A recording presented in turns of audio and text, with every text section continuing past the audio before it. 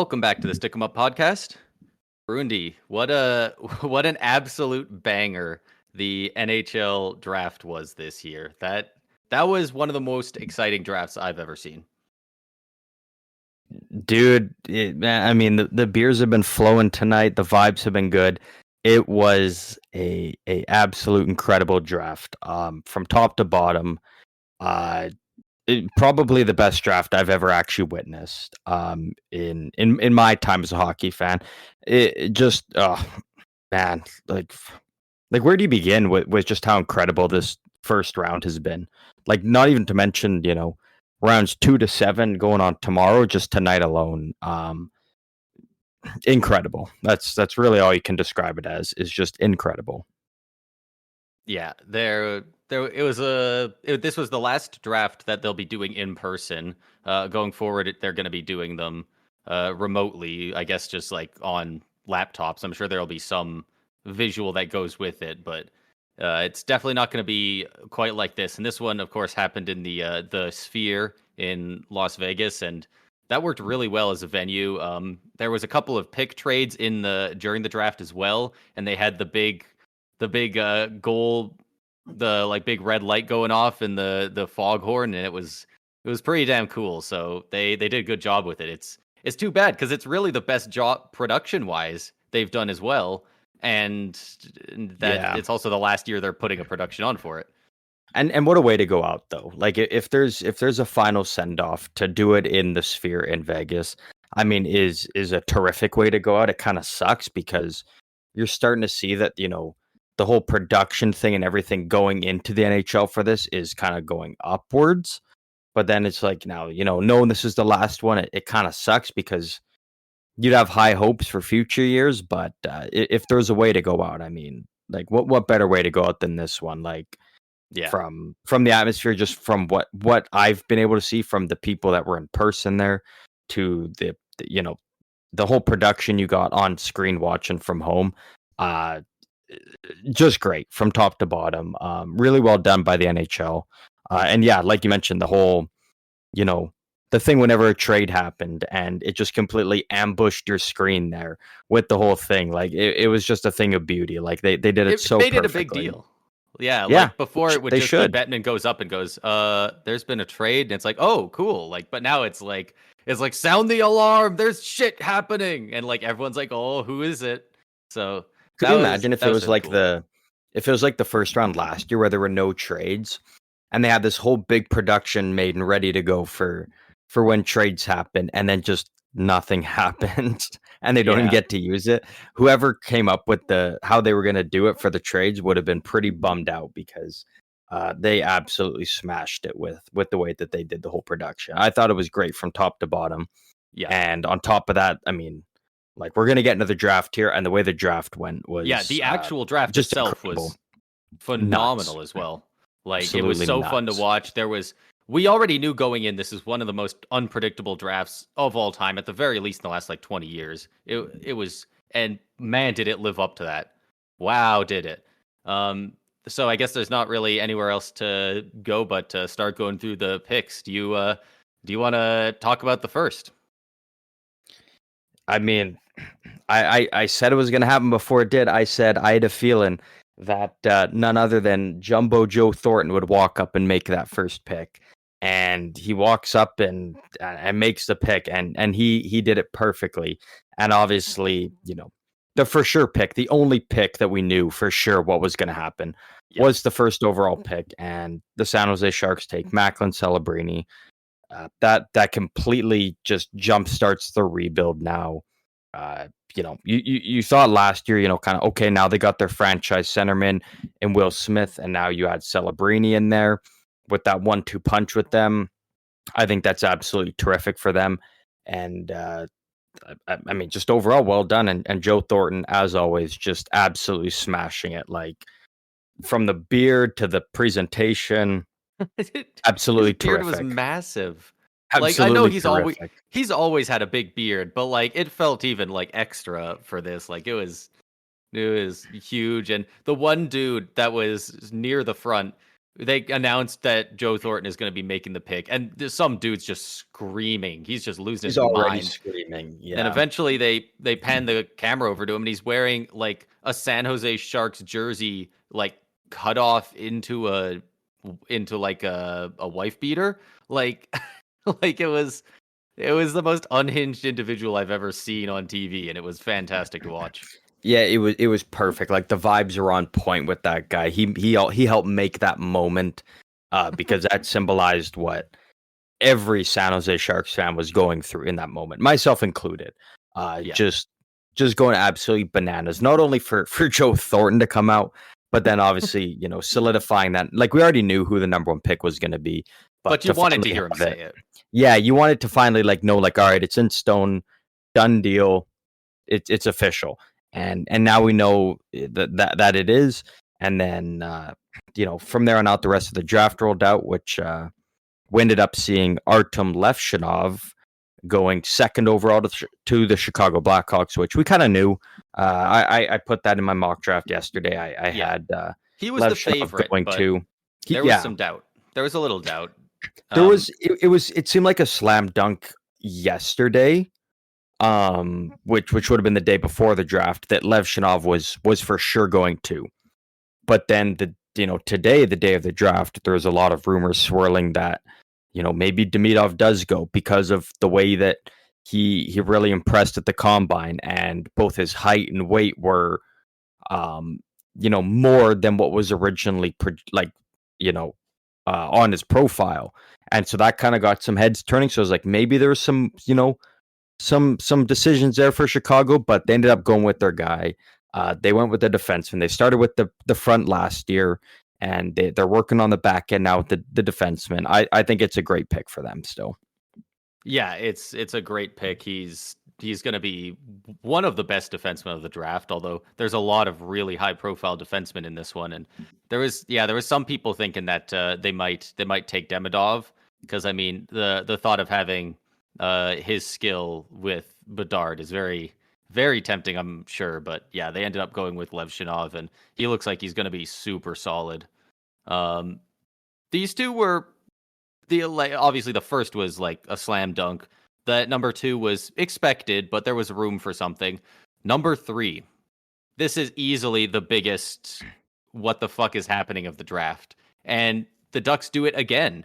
They had that last year, going for Leo Carlsson instead of Adam Fantilli, second overall, and this was much more of a reach than that.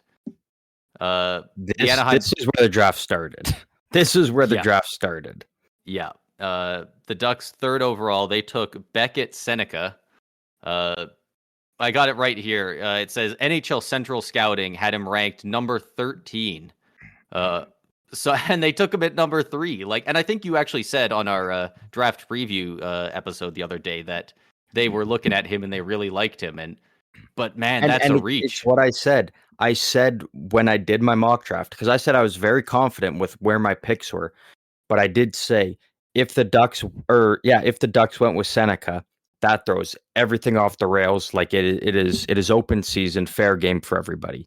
And I mean, also just what a great reaction. Like if you sat there and if you just had the audio from Seneca and his family and you closed your eyes, it's like you're listening to your favorite porno. Like because you can clearly read their lips. It's oh my god, holy fuck. They were not expecting this. He was so shocked. It's a great video. So shocked, man. If you haven't seen it, go search up Ducks taking Beckett Seneca third overall, because he was so shocked. Both his parents were so happy. It's just a great watch. It's such a great moment, and you know what? It's well deserved. I mean, he was by far the highest riser of the draft this year. His play all of last year was terrific in the OHL with Oshawa. His growth, like physically, his height and weight, is what really kind of helped elevate his draft position. And again, I thought the Ducks were going with defensemen because you move out a defenseman in Jamie Drysdale and you go out and get Cutter Gauthier. It's like, all right, now they're going to replenish that by getting a defenseman. and they grab another forward. But I mean, they hit here with the forward. Like they got a good guy here, and it just continued to add to that just disgusting forward, group that they're building there in Anaheim. Yeah, it's looking really good there in Anaheim, and Seneca also a winger, a right winger. So they've obviously got so many good guys at the center position. They got Leo Carlson, they got McTavish, and they even have Zegras, who played center. They're trying to get to play wing. I don't know if it's going to work for him, but yeah. So taking another center definitely would have created even more of a logjam. So a Yeah, lot of people they couldn't expected go the center. defenseman, but you know what? Taking a winger, and you know what? They took him so much earlier than people had him pegged to go that they must really like this guy. So I'm very interested to see what he pulls off. Yeah, he's a terrific player, and the thing with the Ducks is like, regardless of where they went, I don't think there was a wrong pick. Like obviously Beckett Seneca was the high reach. Like that's really, going above where he was projected to go compared to where you were. But Yeah, the way he's been going and the way he's progressing, I mean, like this could end up being an absolutely fantastic pick, and we could look back at this in yeah, 5 years and be like, yeah, that was the right pick at third overall, based on the way he's developing and the way he's projected to translate to the NHL. yeah. Just terrific for the Ducks. The way that they reached past just the level of talent some of these other guys go in the next few spots after uh, Seneca at 3 to the Ducks. There's so much talent there that if he does end up being that guy and being that good, the Ducks are going to look like drafting geniuses. Because Yeah, uh, if you give that spot with those two picks going before them to all 30, 30, 29 other teams that hadn't gone at that point, I don't know if any of them would have taken Seneca at that spot. So if it works out for them, like they're going to look like geniuses over there. Um, yeah, 100%. Number 4, the Blue Jackets. You were so confident that I this was was going to locked in. happen, and it I did. was locked in. Caden Lindstrom to the Columbus Blue Jackets at number 4. He was ranked number 3 by NHL Central Scouting, and yeah, it was. They've been horny on Maine for this guy. They have been so adamant that he is the guy they want. He is that strong power forward center that just can do everything, Oh and yeah, he looks like him down the middle with Fantilli just looks like it'll be monstrous in a few years. it's such a good 1-2 punch for them, and that's why I was so high on Lindstrom going there, because aside from Celebrini, like he was by far, the clear cut number 2 center going. And again, just the way Columbus has been building their team, it was like, you know, you could go defenseman and it would make sense, but just the sheer idea of having just a deadly 1-2 punch in Fantilli and Lindstrom it's too good to pass up. And that's kind of the way you're going in the NHL now is, if you want to, you know, if you want to be contending, you got to have that 1-2 punch in the center position. You look at Tampa, they had, Stamkos and Point. Uh, Even Vegas, they had Eichel and I mean, I think it was still Carlson, but even Carlson was still, just absolutely lighting it up as a second line center. Yeah, Colorado, they had McKinnon and then Kadri. Like you need that 1-2 punch up front. Even Florida, yeah, you have Barkov and Bennett. Like yeah, you need a good 1-2 punch, and I think Columbus definitely has that now. yeah. I'm surprised you With didn't. Lindstrom added there. I know they didn't win a cup like super recently, but I am surprised you didn't go with the obvious, the Crosby Malkin down the middle, like stuff like that. Yeah, Like well, yeah, Crosby, Malkin as well, but like I'm obviously also just that's looking further at back, but recent winners. But yeah, yeah, yeah, yeah. I But thought you were yeah, gonna and say, that's the mold they're going for, and some other yeah, teams have been trying to put that together with some of their drafting, and you got Shane Wright and Matty Beniers over in Seattle, and it looks like that could do well eventually, but with the projection of Lindstrom and Fantilli, those guys, like, you can compare some of the other ones to like elite players.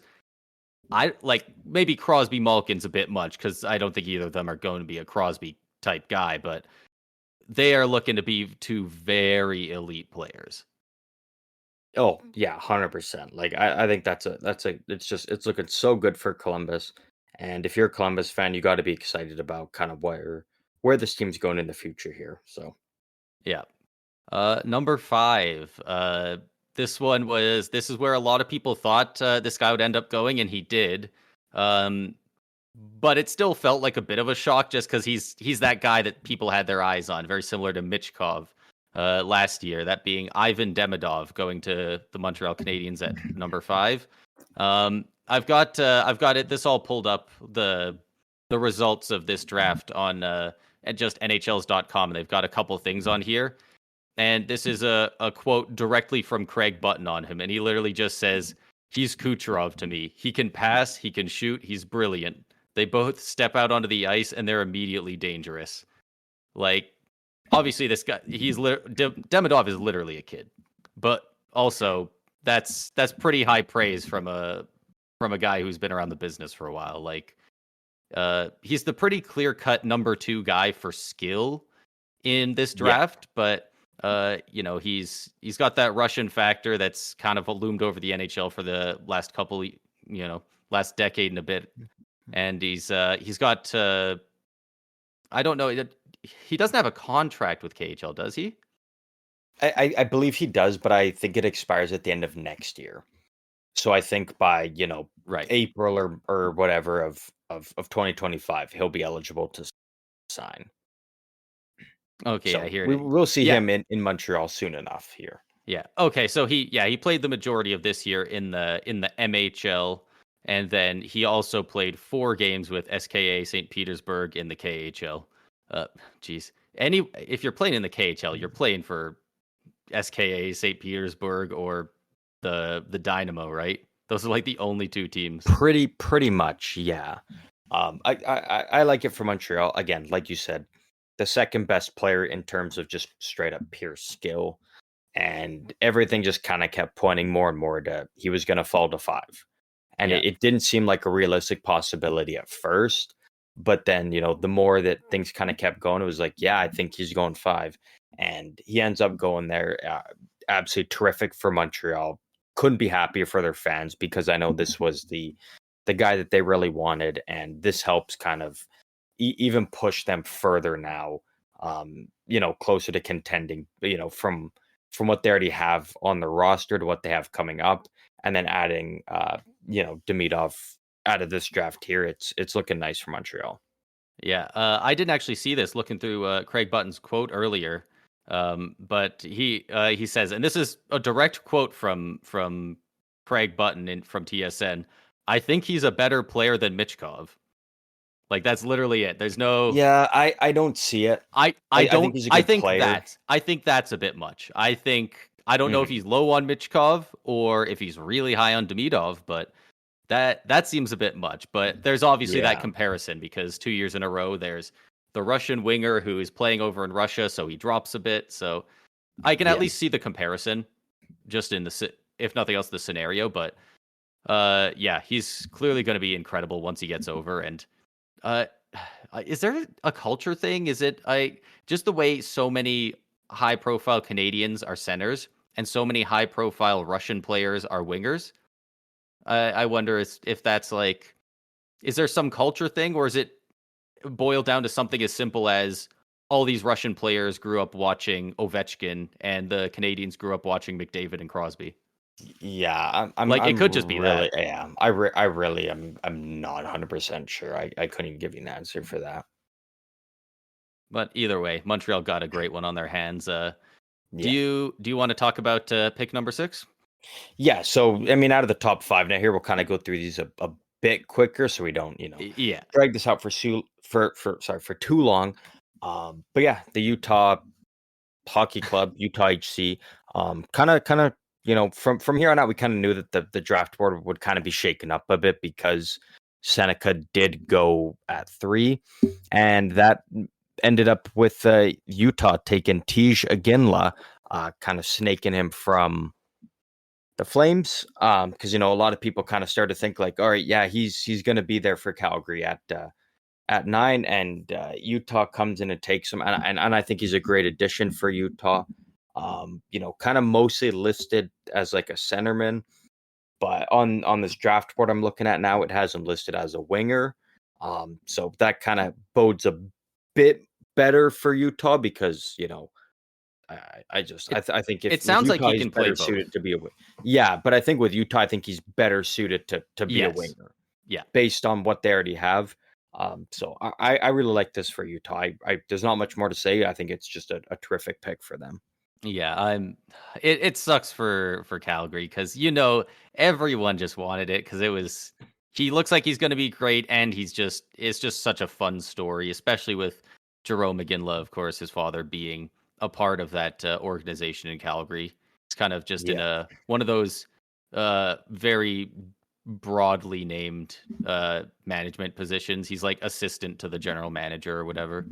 Um, yeah, yeah, it's too bad, but yeah, the people were not biting at a lot of the defensemen that we thought would already be drafted at this point. Like yeah. we thought it was going to be filled with defensemen from like 4 to 10, and some of them did go, as we'll get into in a sec here, but a lot of the defensemen slipped, and that made it look real nice later in the draft for some of those teams. Uh, Yeah, num exactly. yeah, And I mean, like that leads to 7, which this was probably aside from Beckett Seneca, I think is the one that surprised me the most because not only myself, but a lot of other, kind of some of the bigger, hockey names out there when it comes to scouting and reports and whatnot had Carter Yakimchuk is kind of the number 6 in terms of the top, 6 defensemen yeah, he that was were he kind was of a going to go wild there in the card top, for yeah, sure. in like the top, 12 or so. And yeah, Carter Yakimchuk ends up going 7 to the Ottawa Senators. And you know what? I mean, even though I had him ranked 6 along with a lot of the other guys in terms of defensemen, it's still a great pick. It's a right-handed defenseman for Ottawa, which I said they needed. I thought it'd be Zane Parekh, but they went with the guy a little bit bigger. Yeah, so he Yeah. doesn't have quite the offensive upside that a Zane Parekh has, but he's got a bit of a bigger body and can use that body to his advantage. Which for Ottawa, I don't even hate. You sacrifice a bit on the offense, but you get a guy that's a bit more complete in his game and has that big frame with him. So I think it's a great fit for Ottawa, and they had a Canadian boy. So your Canadian team adding a Canadian guy, how upset can you really be? Yeah, and I mean, so one of the main things that Ottawa needs is they've got a couple of top defensemen, but they needed one who is right-handed, and also they want one who can lead a power play. And one of the first sentences on his NHL.com analysis is he profiles as a top-end offensive presence at 5-on-5 who can lead a power play. That's exactly Yeah, what they need. yeah. He had 30 goals as a defenseman this year in the WHL on the Calgary Hitmen. Like 30 goals. Like I know it's higher scoring in the WHL, but that's so goofy. Like, yeah, He, he's got a he's got a if he hell of can a be that shot. guy for him, He's got an they absolute hell of a shot. yeah, like they could have a very solid decor building up over there, which is kind of the thing they've been missing for a bit, at this point. Yeah, And yeah, like they exactly. just got a goalie in Linus Ullmark. The Sens might be looking to contend sooner than people thought. They think they were ready last year. Everyone else is saying in a couple years. It might be somewhere in the middle. Yeah. It's tough to say, but as of right now, I really like I like that this pick. pick. I like this pick for Ottawa. And then at 8, the Seattle Kraken ended up taking Berkeley Catton. Great pick for them. Yeah, like they really couldn't go wrong. I thought they kind of needed defense more, but with Berkeley Catton there, I think his upside is absolutely phenomenal. And they basically from this point, Seattle just went best player available. And Berkeley Catton was the best player available. His size is Yeah. a bit of an issue, but everything else, I think he's going to be a great player for them. So I don't have anything bad to say about this. Like it's just straight up best player available, and they hit home with it. So Yeah, he was only the third draft eligible WHL player to since 2000 to top 115 points in a season. The other two being Nick Patan and Connor Bedard. So that's not bad company right there. His size, he's only 5'10 and 175, and obviously he's going to grow a bit. So he's smaller, but like I don't think he's small enough that size should be a worry for many of these guys. It's like, not the height, it's the weight, I think. Yeah. Like you look at some other guys in this draft that are like, what did you say was 5'10"? 5'10, 175, yeah. So like you've got other guys in this draft here who are 5'10", 5'11", but they're coming in at like 195, 200. And Yeah. so it's kind of just that weight, that muscle mass that he's kind of missing out on, which is going to make it easier for him to kind of get maybe pushed around a bit.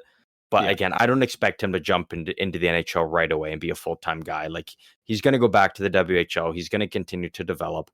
And that's where he's going to get the opportunity to kind of, bulk up a bit and get a bit bigger.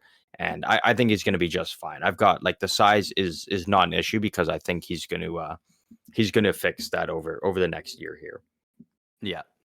And then after that, we finally get to number 9, the Calgary Flames. Again, Lillis. They did not have him available. Who knows if they would have picked him even if he was, because they got Zane Parekh. He was ranked number 5 on NHL.com as far as their North American skaters go. This guy looks like he's going to be an offensive dynamo for them. He looks like he's going to be so good. The best offensive defenseman in the draft.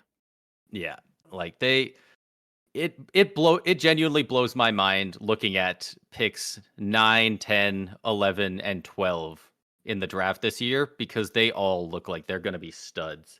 Like, obviously that's not that far in the draft, but like it's 9, 10, 11, 12. Like in a lot of years at that point, you're looking at guys who are like, yeah, he could be a top 6 forward. He could be a top 4 defenseman. A lot of these guys look like they're going to be number 1s or number 2s on a team.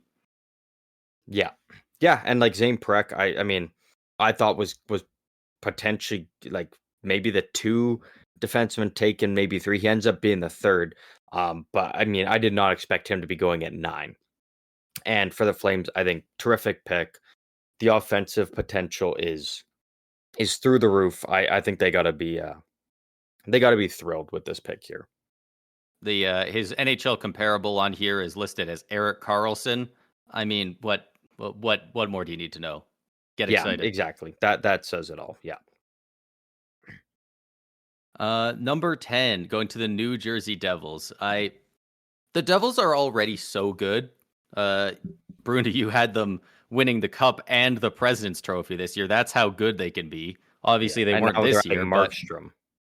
And now they're adding Markstrom and Anton Silayev, the number 1 ranked international skater as far as NHL Central Scouting is confirmed.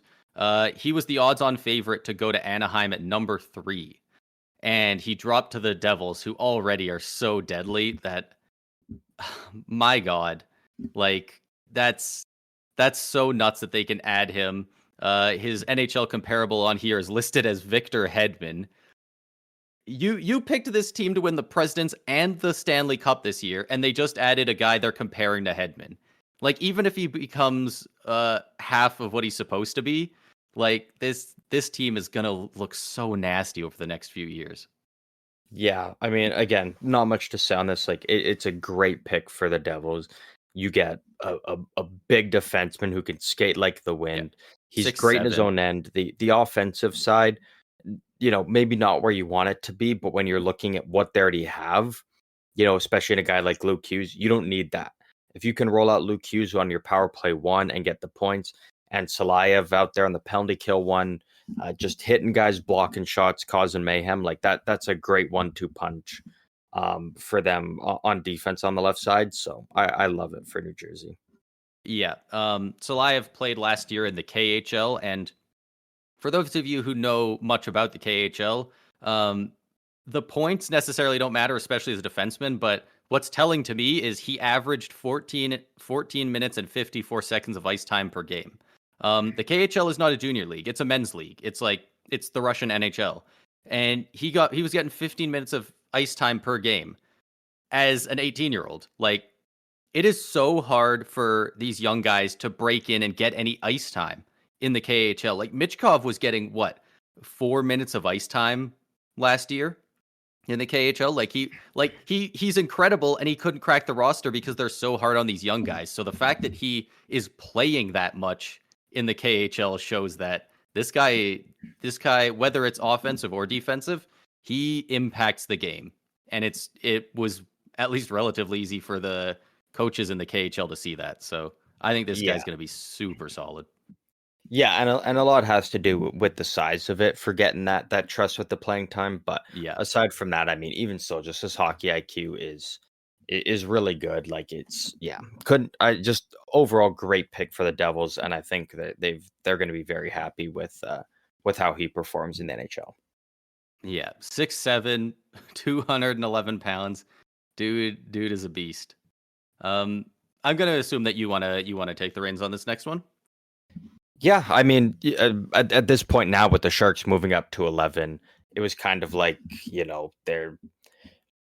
was pretty clear. All right, they're going to go defenseman because they had two defensemen drop, and it was two defensemen that I thought both were going to be gone before this pick. Both Sam Dickinson and Zeev Buum, however you pronounce it, were both available there, and I kind of wanted Zeev a bit more just because of that offensive upside with him. But the San Jose Sharks end up going with Sam Dickinson at 11. Fantastic pick. Like just a guy that's projecting to be an elite two-way defenseman in the league. He's got great size to him, good skating, just great hockey IQ. I mean, the Sharks are in a position where it was like, you're going defenseman, it's a win-win. Like Yeah. whichever guy you pick. And they took the guy that's a bit, they're sacrificing the offensive a bit, but is more steady defensively. Yeah. And I think that's the way to go. If you're getting a guy that you're projecting to kind of be your top defenseman going forward, a guy that you're going to kind of build the back end around, I mean, that's the way to go. And a guy like Sam Dickinson, who again projected so high in the draft, to have him fall into your lap at 11 here, you have to take that and run with it and just be absolutely elated with it. And I think that's how the Sharks are feeling tonight after that pick. Yeah, I think. Yeah, man, this 9 to 12 run is just of those 4D is so insane. They all look so good. Like the picks above were good, and I don't really dislike many of them, but man, there's some talent at the top of this draft. But yeah, Sam Yeah. Dickinson looks like he's going to be great.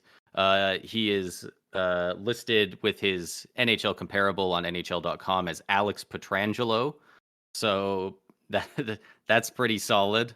Yeah, he looks like one of those two-way all-arounder defensemen. And you were sending me some videos of him at the draft earlier, and Yeah. he looks like a pretty fun guy. He looks like a guy who would be pretty good for the vibes in the locker room, which I said good vibes and San just has Jose a could good use right about now. personality. Yeah, just has a good personality and is very out there. Just he wants to have fun. He has fun with the game. Yeah, Like obviously he cares about winning. He's a winner. He plays for the London Knights. He's a winner. But he's a guy that also he wants to have fun and just authentically be himself. And if you can get a guy like that who's a winner, but also just he has fun as well and all that, like that's how you know you've got a good guy there. So I really like this pick for the Sharks. And I think Sam Dickinson is going to be a huge part of their future now. Like when you add Celebrini and Sam Dickinson in the first round in the same draft, like you got to be obviously elated with that if you're a part of management for the Sharks or even just a fan of the team. Like you're pumped. Like it's just great to see. So then at 12, originally Philadelphia. They swap picks with Minnesota in a trade, and Minnesota moves up to 12 to take Zeev Boyum. Again, not much to say. Great pick for Minnesota. They needed a defenseman. They were able to somehow have a defenseman fall down to 12. They were able to trade up for him. And I mean, a guy that people thought could go third overall. People like a guy that people thought was the best defenseman yeah, in the draft at times, like to fall down to 12 for them and they were able to get him. great work by Minnesota there. Like fantastic work. Huge trade up. Like that's I'm not sure if the Flyers were going to take Bouillon anyway, but I mean, this is a slam dunk. Like, and Yeah. they moved up that one spot by only giving up a third rounder. What are the odds a third rounder becomes in an NHL player anyway? Like considering who they got. So Yeah. I absolutely love this for them. I think that was one of the best moves of the day for sure. And going to the 13th pick, especially, I think, they comparing the drop off from Zeev William to everyone else, it's a bit of a drop off. So I uh, wouldn't say so. I think it's a decent enough drop off that At it's very with worth it at for them. 13 with the Flyers taking Luchenko, yes, but it would have seemed like a you could have even made the argument it's a huge win for the Flyers if they move back and they get an extra pick and they drafted Consta Helenius at 13. Then it's like shit. You know what? Great work by the Flyers, but they didn't even take Consta Helenius. They took Jet Luchenko, who he was honestly probably going around the 20 range. Ranked number 20 Like on NHL.com for North American there you skaters. go. That's not even 20 overall. That's only out of the North American skaters. Consta Yeah, Helenius, as far as international skaters go, he was ranked number 3. yeah, So it's yeah, it was a bit of a reach by them, but these and guys are and all so 18, so maybe he'll be incredible. yeah, and it's one of those things now where you look at Buffalo got Helenius at 14. And it's like that's a great trade between the Sabres and the Sharks because the Sharks are able to move up to 11. They're able to get a defenseman like they wanted in Dickinson, and Buffalo still got a really good quality player in Helenius at 14. And it's one of those things again where Buffalo last year, Zach Benson kind of fell to them. They got him. He's looking like early on, he's looking like a steal of the draft, and now they're getting Helenius at 14, and it looks like he could be a steal of the draft. So I'm not super high on that pick for Philly. I hope they know what they're doing here with this pick. I don't know much about Luchenko, but I think they could have probably, you know, moved back even further if that was their guy because I think they left a little bit of potential on the board here, but you know, it's way too early to say whether or not they fumbled the pick or not or made a bust pick. It's all in due time, but I think they could have gone in a better route, but we I, I will see think down the line there. I think there was not enough hype around him that it was. I think it wasn't a risk that anyone was going to take him. I think they probably could have got him a decent bit lower at 15 or I 16. think But so. at the Yeah. same time, reading this stuff and I've been giving NHL comparables for some of these guys. It's unfortunately they only have them for some of them for whatever reason. But his NHL comparable is Nick Suzuki. He won in the 2024 OHL coaches poll. So I guess they poll all the coaches around the league. Luchenko placed second for smartest player, second for hardest worker, second for best skater, and third for best shootout shooter. So, I mean, smart player, hard worker, skater, like I mean, that's all pretty damn important to being a NHL Yeah. player. So, Oh, uh, 100%. Yeah. we're Like, we're yeah, guys it's not like trying I'm to it's put not it like I'm together saying watching hockey, right? So, it's a bad pick for the Flyers. Like, yeah, I think a guy like Constantinius would have been a better fit for them. But again, and also like again, you probably could have taken Luchenko a bit later. Like you could have moved back even maybe a bit more and got some more draft capital. But at the end of the day, it was clearly the guy that they had their sights set on and wanted, and they got him. So you gotta tip your hat to them and expect that they know what they're doing. yeah, and of course, as we're talking about him, the Sabres at 14 taking Consta Helenius, his NHL his NHL comparable is Braden Point. Apparently, they're just comparing him to all Lightning players right now. Um, but yeah, he looks like he's going to be great. He's one of those guys that for almost a year now, people have been saying this guy's not going to go at the top, but he's going to be a steal for whoever gets him, which is always weird when people seem to think they know that like with a bunch of time before the draft. But I mean, number 14, like it kind of looks like he went exactly there. So I think this is a really good pickup for Buffalo, and we'll see. He's ranked number 3 out of all the international skaters, so we'll see how he plays out there. Yeah, for sure, exactly, right. Yeah, this All right, is so this is like we're kind of at the point now where yeah, be a the little bit hard more cutoff quicker. of Um, less to say about them. Like these guys look like yeah, they're going to be good, but it's that part where we're kind of going from that like elite level to the top 6, the middle 6, the forwards, the top 4 defensemen. You know, a really good third pairing defenseman. You know, guys that probably aren't going to be a franchise piece, but who knows? they're Pasternak still went going to what be good. 25th They're still going to overall. be good players. Yeah. So this was a pick that I had locked in. I kind of just had a feeling it was for sure going to happen, and it did end up happening. The Detroit Red Wings took Michael Branson Nygaard. Um, Great pick. Like, and I'm even saying it the right way because we had a talk about how I pronounced it, and Nicholas Lindstrom even said it the exact same way. So He I'm did in the say it the clear. same way. I'm in the Fair clear enough. with that. Great pick for Detroit. Like just the exact type of guy they want. Part of the guys are plan. That's all I gotta say. Yeah, and as soon as they brought out Lidstrom, you knew he was taking the guy He was the guy. from over in hockey Allsvenskan Yeah. in Sweden. So that had to be pretty cool for him as well. Um, at 16, the St. Louis Blues took Adam Juracek, and I love this pick. I love this pick for Yeah. the Blues. It's a good pick for them. I'm I feel like I'm higher than most on Adam Juracek. He was injured for a lot in the last year-ish with a knee injury, so he hasn't had as much room to show what he can do or playing time to just improve. So he's dropped down on a lot of people's stock lists, but I think he's still going to be a great player. Obviously, he's the younger brother of Columbus Blue Jackets defenseman David Juracek, and yeah, he projects to be a very solid top 4 defenseman. Yeah, no man, he's gonna be very good for them. And I'm very curious to see how his development goes and the route that St. Louis takes with him. At 17, the Washington Capitals take Tarek Parasek. I had him going. I had him going later in the first round. I know Craig Button was high on him, and he was the guy Washington wanted, and they got him. And you know what?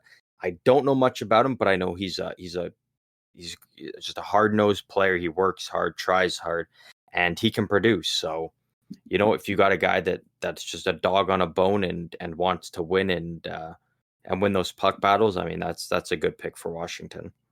Yeah, I for a second I was wondering if it was like some massive reach or what when they got announced because they announced his name and the place got freaking loud. I don't know if he just had his boys all grouped up or or what. Like I don't know if his team was there or what, but the entire section he was in was screaming when he got picked. So Yeah. he's I'm gonna assume people like him at the very least. Yeah, no, it's a good pick for Washington, and he fits in perfectly with what they're kind of building there through their retool while trying to still win now. Yeah. Chicago at 18. This was where they traded up with the Islanders like a month ago.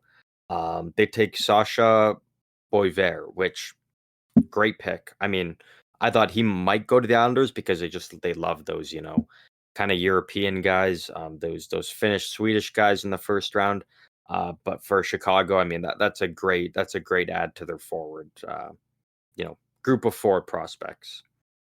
Yeah. I think I want to say it was this pick. He looked weirdly upset when they were taking the picture, like he didn't want to be there. But it was kind of like, I mean, they just drafted Levshinov. They've got Bedard. Like, I mean, Yeah, Chicago is a pretty good city. Like, it's. I'm sure it was just the jitters, or maybe I'm not even thinking of the right person. But yeah, it was kind of funny watching them take the picture with everyone. Um, yeah. but I yeah, gotta imagine he's pumped to go to yeah, you Chicago. got to imagine, right? I I think he's going to be pretty damn solid for Chicago, and I who knows if they had him pegged from a month ago when they traded up for this pick, or uh, maybe they just decided to go with him at a higher spot now. Yeah, Um, I'm not entirely sure. This was the pick that I originally had like a month ago. but I ended up changing it because I thought Washington would just go best player available. But the Vegas Golden Knights end up taking Trevor Conley, who great skill, probably top 10 in the draft in terms of just overall skill. But again, it's the whole off ice issues, the personality stuff is kind of the area that kind of scared some teams a bit with him. Yeah. But we know with Vegas that doesn't matter. Yeah. Like they're I about can skill, I and can read you the smooth out the edges after that. Yeah. I can read this NHL.com analysis here. I didn't think this would be in here, honestly. I thought it was going to be, they just highlight the positives, but it looks like they're pretty spot on with it. Connolly's skill set is unquestioned with explosive skating and a dynamic offensive presence, but there have been questions about his maturity on and off the ice, including after an illegal check to the head playing for the U.S. against Canada in the third period of the gold medal game at the 2024 IHF World Under U18 Championship. The headshot that allowed Canada to score 3 power play goals to end up winning that game. So, yeah, like they've even got on here that his maturity on and off the ice has been in question. So they know they're getting a guy who's really good at hockey, but can you mold this kid into the kind of person who can be a top star in the league? Yeah, exactly right. Like And at 19, I mean, if you're not taking the best guy available, what are the odds of the next best guy even cracking your lineup ever? So I don't hate the yeah, pick. yeah. No, I think it's great for Vegas. I think they get a guy with a lot of upside. If you can smooth out those edges with him on the off ice stuff, Yeah, you've got a player with a lot of skill there. So yeah, very on brand for them. yeah, Number 20, the New York Islanders, from that trade with Chicago, they take Cole Iserman. There was a lot of I'm rumors that steal he the was, draft. Like yeah, there it he is. he was gonna go anywhere in that 11 to 16 range. Everyone was talking about, and he just picks kept coming up, and he was just kept not being there. I would have bet money by the time I got to 19 that he was going to Vegas, but yeah, he goes to the Islanders, and the guy who most people say has the best shot of Well, he does. He has the the best shot draft. in the draft. Like he is number one. Yeah, and There's like no he might. Like he does. yeah, He's that good. and to put a guy like that, he's a left winger. To put a guy like that with Barzell, if he pans out to be that good, that could be deadly.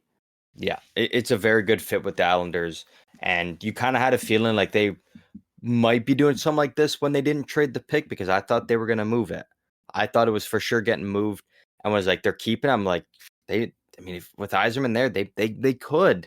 I didn't think it was they were going to, but I was like, there's a chance, and then sure enough, they did. And again, I think this is my steal of the first round. Yeah, Getting yeah, Yzerman that at was 20, really that's nice. the steal of the first round. A guy who was projected, 3 years ago to be the first overall pick of this draft or second, and even going into this year to be a top 3 pick. And, just because teams don't like his defensive play, but the offensive skill is there, you get him at 20. That's a huge win for the Islanders. So that's my steal of the draft right there. Yeah, and as far as we're talking about the player themselves, I think you might have to take the reins a bit more from here on out. After him, I don't know a ton about most of the remaining guys.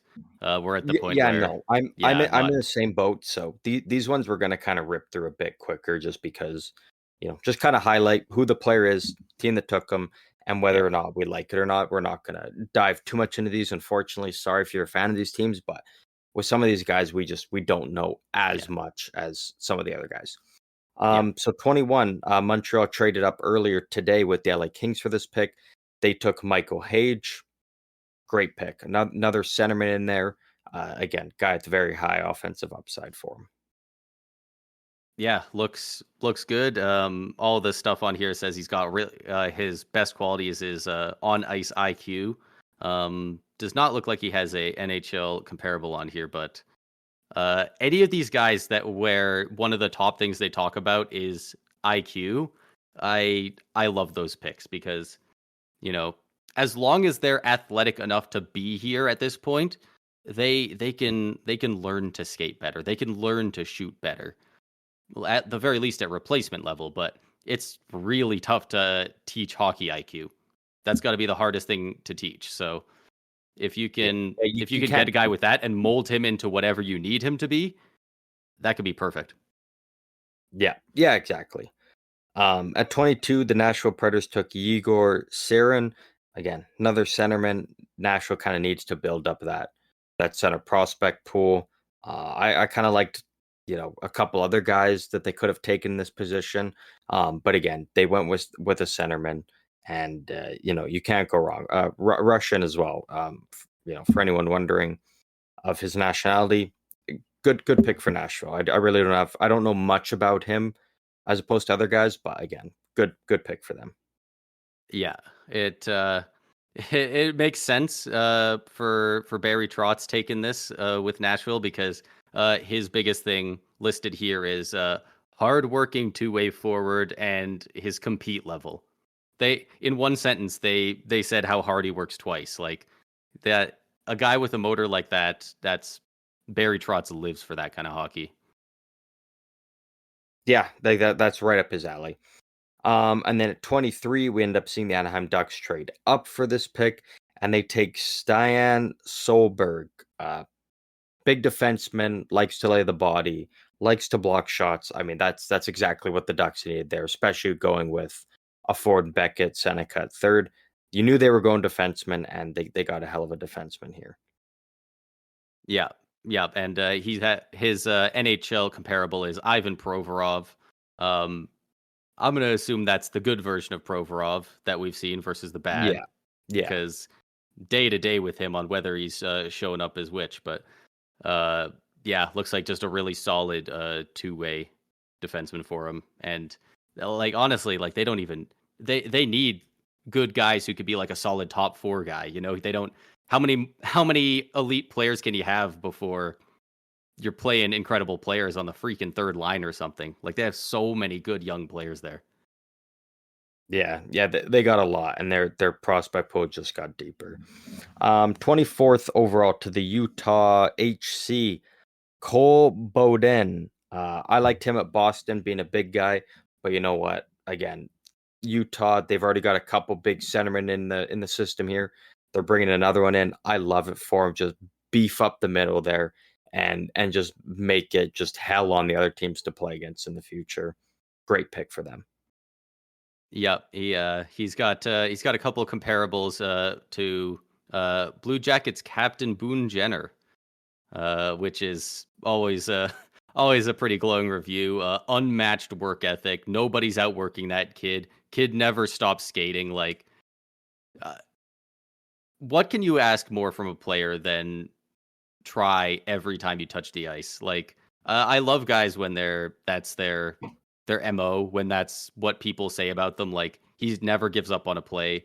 And like there's like an entire paragraph here of different guys quoting how hard he works. Like it's the same thing over and over from like 10 different scouts here. So uh I honestly don't know what skills he has, but he definitely works hard if this is anything to go by.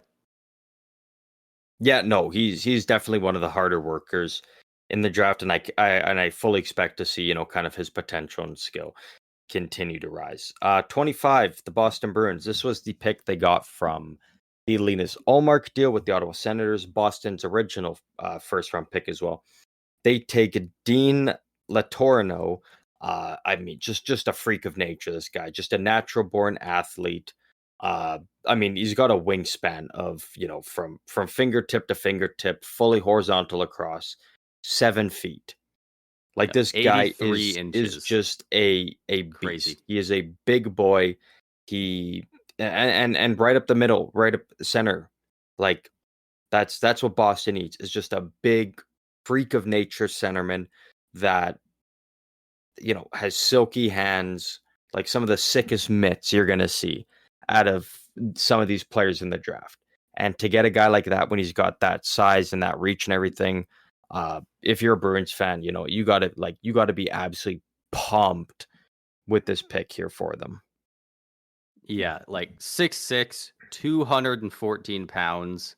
Like that is monstrous for an 18-year-old. He might even grow more, which is nuts to think about. But Yeah. with all the, he's 6'6", and the comparisons of how he plays with such soft hands and good feet, like it sounds like they're describing Tage Thompson. Like, And that's a very comparable. That's probably and who gets compared to the most is Tage. and the Tage thought of Thompson. that being on Boston is very nasty. So Yeah. we'll see. We'll see if he becomes a true top 6 or elite player like that. Yeah, yeah. It's kind of just a wait Yeah, and see, but I really do have high hopes for him with Boston. yeah. Especially since 20. they need centers. Yeah, exactly. 26. This was Montreal's, well, a pick Montreal had. Obviously, the pick that they traded to the LA Kings in their deal. And at 26, the LA Kings take Liam Greentree, captain of the Windsor Spitfires. Big, solid winger who can kind of score, pass, hit, get it all done. Great pick for the LA Kings. Like it's just a guy that is going to be a great, not only locker room guy, but a guy that can kind of just go out there and do a little bit of everything for him. Yeah, like he looks like such a well-rounded player. He was one of those names that kind of almost like Iserman earlier. Like at a certain point, you expect him to show up in these next 2 or 3 picks, and then all of a sudden he's not there, and then another one, and eventually we got like 6 more picks after that, and we were thinking like somebody's got to take this guy. Somebody's gonna Yeah. pick him, and I wonder if LA was like, you know what, we like this guy, or if they were like, he's still here, all right, because I thought he Yeah. was gonna go a lot I thought sooner. he was going to go sooner for sure. Yeah. Yeah, I love that pick for them. At 27, the Chicago Blackhawks traded up. I believe this was the Colorado Avalanche here at this pick. Chicago ends up Uh, taking Merrick Carolina. Vanacker. Oh, yes, this was Carolina. Yes. Chicago ends up taking Merrick Vanacker. Uh, I don't know. I really don't know much about this guy, but from what I've seen, I think he's going to be a terrific player. He's got great hands, good hockey IQ, and he's on the wing, which also helps to kind of fill out Chicago's prospect pool a bit more. Yeah. Brantford, that's in the OHL, correct? Yes. Yeah. In 68 games with Brantford, he had 82 points for 36 goals and 46 assists. He played almost the entire season with a torn labrum in his left shoulder. So those are pretty good stats for a guy with an injury like that. He had surgery in June and is expected to need 4 to 6 months to recover. So that those are pretty solid numbers playing with an injury. I'm not a doctor. I don't know exactly what a torn labrum entails, but I can't imagine Within it's your fun to play shoulder. with it. Within your shoulder. Yeah, it's not a good injury to deal with, and so to deal with that and put up what he did, it just shows that the skill he's got and the fact that this guy is willing to just play, and he wants to be a winner, and he wants to be out there. So Yeah, he was willing to play because he wanted to do everything he could to get drafted, right? So that shows his commitment to the game there a bit. That might be a guy that push comes to shove, you can depend on him no matter what in the playoffs. yeah, exactly. Like that's a guy that can play through some stuff, unlike Draisaitl. At number 28 He was to the out there. Calgary Flames, I He was had literally there. they end up taking Matvey Gridin. That's you know what? It's not the guy we wanted for Calgary. Obviously, we kind of made it very clear who we wanted them to take.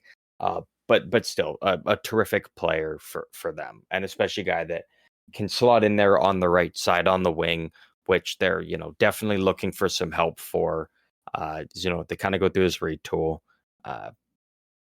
Just a very solid pick for them, and it's a safe pick. It's not a guy that could be boom or bust. It's a safe pick and a guy that can, translate to the NHL and can play there. He might not, he's probably not going to be a top 6 winger, but he's a guy that can be, very safe and reliable in your bottom 6 there for you on the wing. Yeah. which Yeah, is all you can kind of hope for in these later picks. Like you're not getting you know, every once in a while someone will hit and get an absolute superstar in these picks. But for the most part, if you can get a guy that can at least be just an NHL player, you're laughing.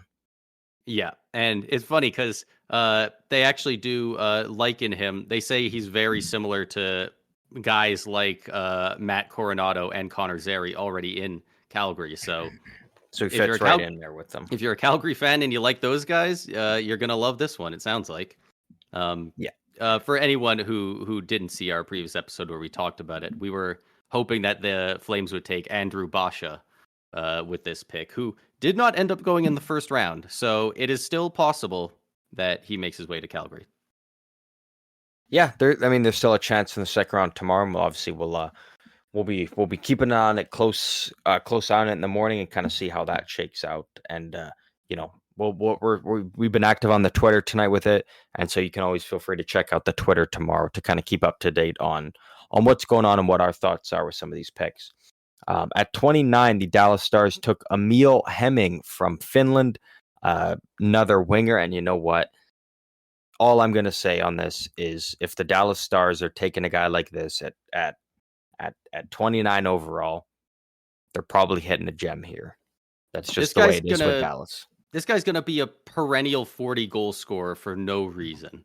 Like, yeah. I mean, so it's hard to tell between North American and international skaters, but so the Flames pick earlier, Matvei Gridin, he was ranked 21th out of the North American skaters. The next pick that the Rangers made is 39 out of North American skaters. Emil Hemming for Dallas here, number 6 out of all the international skaters. He's not North American, but like number 6 out of all the international skaters. That's pretty damn solid. I mean, Stein Solberg at 23 was ranked 20th out of all the international skaters. Okay, but here's the thing though. Like the thing with it though, and that's why I don't fully read into those rankings as much. Yeah, it's a consolidated ranking. Is because if you're more of like a defensive defenseman, they don't give a shit about you. It's what offensive upside do you bring? Like EJ Emery, I think is probably arguably the best defensive defenseman. Like the best guy to have in your own end in the draft. And it's the same way as how I showed you Adam Yurchek's card. And he had like a 2% projection to be a consistent NHLer in the league. And it's just because he's more of kind of on the defensive side. And he doesn't bring that high offensive upside. And so without that, they're like, all right, yeah, we're really low on you. Like, I mean, at 30, like the Rangers took EJ Emery. I think that's a steal. Yeah. I think he should have gone much sooner because he's so good in his own end. Yeah, everyone was waiting for him to get called. Yeah, and that's a terrific pick for the Rangers there. Like to get arguably the best defensive defenseman in the draft at 30, like that's tight work by them. And you know what? After seeing that, I'm like, you know what? Maybe they did make the right call holding on to their own pick. Yeah, they got a stud there. Yeah, and he looked pretty damn happy walking up there to go put on a Rangers jersey as well. How could you not? You're going to play an MSG and whatnot. Good. Like you got the chance to be paired with the guys like Adam Fox, Keandre Miller, probably not Jacob Trouba because it sounds like he's getting moved. But yeah, if they need somebody to stabilize on Fox's line and just Fox, you can jump up in the rush because I'll be back here. He could be a real nice anchor on that pair with him if he can be that guy. Yeah. And then the Toronto Maple Leafs finally picking at 31 due to them trading back with the Anaheim Ducks from pick 23. They take defenseman Ben Danford, also from the Oshawa Generals, along with Bennett Seneca. Yeah, there we go. Good pick for Toronto. I'm glad they finally went the route of defenseman. I don't really know much about him because I didn't hear much or anything about him going in the first round. But again, guys, early, mid second round, late first round, interchangeable. They got a guy that they feel can be they're confident can translate to the NHL and be a guy for them. So Yeah, I'm just it's not. happy Toronto took a defenseman more than anything. Yeah, a right-handed defenseman, no less, which they definitely Yeah, need in Toronto. yeah. He's listed as a really dependable, good defensive defenseman. But it sounds like he's always played a very good defensive game, but he kind of broke out a little bit this past year with his offensive play in the OHL. So maybe he'll end up being one of those two-way forwards who can put up a really good defensive stuff, or maybe he'll just be a Slavin type who's just a really solid shutdown guy. But uh, Mm, a lot of that reads like exactly what Toronto could use. yeah. And then, I mean, like the most surprising thing of the entire draft, the Philadelphia Flyers end up trading pick 32 and end up trading to the Edmonton Oilers. The Edmonton Oilers, all right, for a 2025 first round pick. Like, just insane. Like, Yeah, I think this will be I, a I, win-win for sure. I don't know. I don't see if I think for Edmonton, I'm just looking at it like I'm like, man, like, I mean, Sam O'Reilly, like who they took, right winger, is a good pick, but again, you're giving up your first round pick next year in a much deeper draft and a pick that can only be equal to what you're getting. Like you can't be being like, oh, we got, a Yeah, better pick than them. Like it's like if you win the cup, all right, sure, 32 then. But if you don't win the cup, Philadelphia's getting a better pick next year in a better draft and but it might not be a better pick. It might just be a higher position. If they think Sam nah. O'Reilly could be the guy, I think Sam O'Reilly's good, but like the 2025 draft is fucking juiced. Like it's like a 2015 draft. they they're It's good. they're basing it on gems. They think they've got a gem here, otherwise they wouldn't have made the trade. On top of the fact that they're very firmly in win now mode. They need to get Connor McDavid a But why would you championship. not hold on to your first round pick? Because now you don't have your first round pick as an asset to move next year. Uh, fair enough, but Like, and I if they also want really to like this say, guy, I'm so interested. This is one of those guys that every team they draft their guy, but if you're just picking at 15 and then you draft at 15 normally, that guy has NHL expectations, but that's about it. This guy, the Oilers just mortgaged a bit of their future to make sure they get this guy. Like this guy has some real pressure on him now. So oh, does he ever? Yeah. I'll be very interested to see how he comes up and how he performs, and uh, yeah, hopefully, hopefully he can Also, crack the lineup in the next few years and be a really solid player for him. also want to say, very tidy work by the Philadelphia Flyers is now going into next year's draft. They have their own second round pick. They have Anaheim's second round pick. So you got to assume two early second round picks. They have their Yeah, own first round pick next year, along with Colorado's and Edmonton's. Colorado's is top 10 protected for next year's draft, and Edmonton's is top 12 protected. don't need to worry So, about either of those. so Philadelphia's got three first round picks already And they got going into Minnesota's next year's draft. third rounder in that in their Yeah. trade up as well. So Yeah. I don't really look into third rounders as much because, no, but they 99 times basically out of got it 100, for they don't free. pan out. Yeah. But like when you're looking at it, it's like, man, they've got three first round picks in next year's draft already, and there's potential to add more with if they're potentially moving guys into certain deals like Scott Lawton, maybe Travis Konechny. Like there's room for them to add more in there. So I really like the route that the Flyers are in right now. It's Yeah. some very, very, very good work by them.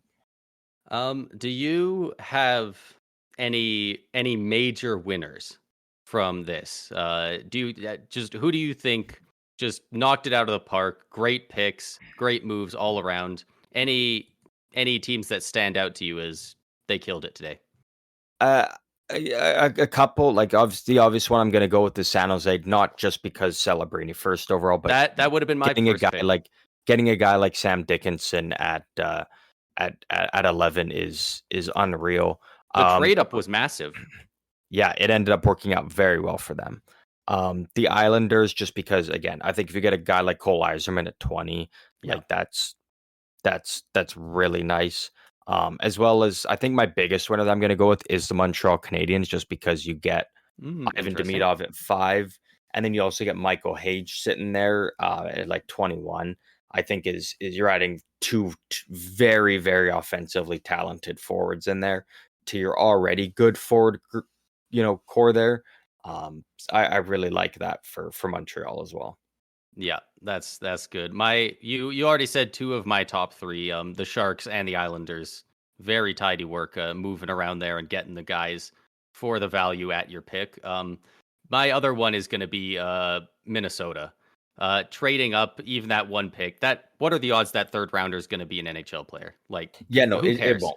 Moving up and at 12th overall, getting a guy the talent level of Zeev Buyum. That's It's very good. phenomenal work It is by very them. good. Yeah, Like, it is a very good move by them.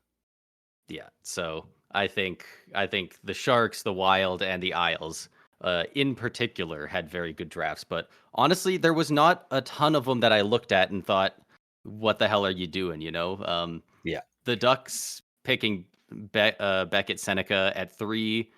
I don't love it, but I don't know. Something about it tells me that this guy's going to end up being really good over there, and who knows? yeah. I'm not Maybe gonna he shows jump that he is a the. top 3 guys. Yeah, I was That, gonna say but with a pick like that, I'm not jumping jumping the gun and being like, oh, they fumbled it, they fucked it up. Like, yeah, I really see the potential in him and the I fact think they like should how have much traded he's back, grown. but that's it. That's the only knock you can make is they could have Yeah, traded back, but at the same time, it sounded like a lot of teams in there were just as high on him. So, I think they just said, you know what, let's get our guy, and I think he's gonna fit in like terrifically with what they're building there. So, yeah, but I believe that will wrap up everything we have for kind of our, first round recap of the 2024 NHL Draft. If you want to join in or see along with some of our reactions on over on our socials to some of the picks, or let us know what your thoughts are on the draft, you can do so on any of our socials. We are on Instagram, TikTok, and Twitter at SEU Hockey. Come say hi. Come let us know what you thought of the first round, or even tomorrow with the second round. Let us know what you think about that, because again, we love to talk all things hockey. yeah. That was fun, and I'm really excited to see how many of these guys play in the NHL next year. Like, this is one of Yeah, the more talented drafts we've seen in recent memory, yeah, with consistent talent through at least the top 15-ish, that first half of the first round. So, uh, yeah, the Calder race might be really interesting this next year, especially with Michkov coming in for the Flyers. So we'll have to wait and see what that race is looking like come preseason. yeah. There's already a lot of good players that are going to be in the league next year. Vying and fighting for the Calder. And after the draft here, I mean, there's lots of guys that can sign their ELCs and potentially throw their hat in the ring for that. But once again, we do want to thank every single one of you for tuning in and being a part of this whole process through playoffs to the draft and now free agency coming up. We will be coming back at you guys very soon with another episode, kind of talking about some of the standouts of rounds 2 through 7 in the draft here, along with the opening day of free agency. Once again, thank you everybody, and we'll see you guys next week.